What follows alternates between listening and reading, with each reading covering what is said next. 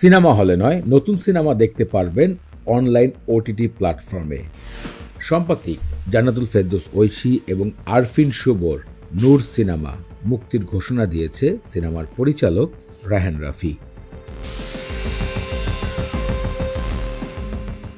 2022 সালে সিনেমার কাজ সম্পূর্ণ করে বাংলাদেশ সিনেমা সেন্সর বোর্ডে জমা দেওয়া হয়। বিভিন্ন জটিলতা, সিনেমার গল্পের অনেক ত্রুটি ধরে সিনেমাটি আজ 3 বছর ধরে আটকে ছিল।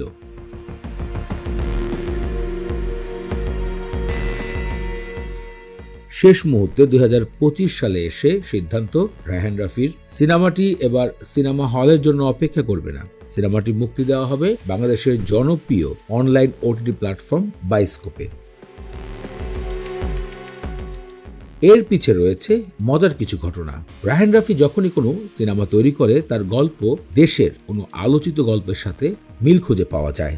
আর এই কারণে হয়তোবা 2022 সালে সেকালের সরকার, সেকালের সিস্টেম তার সিনেমাটি মুক্তি দিতে চায়নি।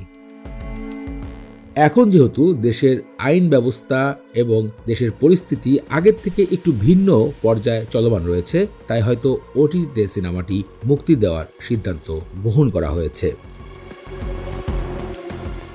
রায়হান রাফি এর আগে যে সকল সিনেমা দর্শকদেরকে উপহার দিয়েছে, তা সর্বদাই বাংলাদেশের অন্যান্য পরিচালকের থেকে একটু ভিন্নতা খুঁজে পায় দর্শকেরা।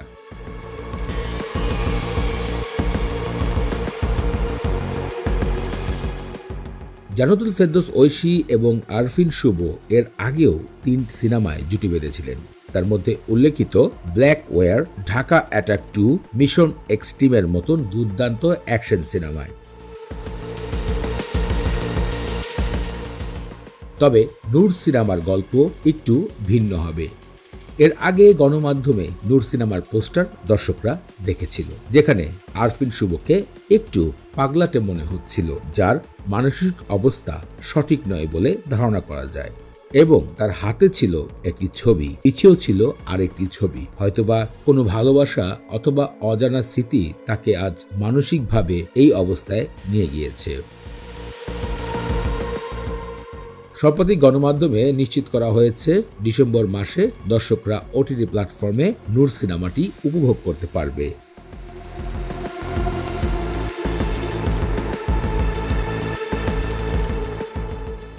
দেশ বিদেশে সিনেমা জগতে এরকম আরও লেটেস্ট আপডেট জানার জন্য আমাদের ইউটিউব চ্যানেল মুভি নিউজ বাংলাকে সাবস্ক্রাইব করুন।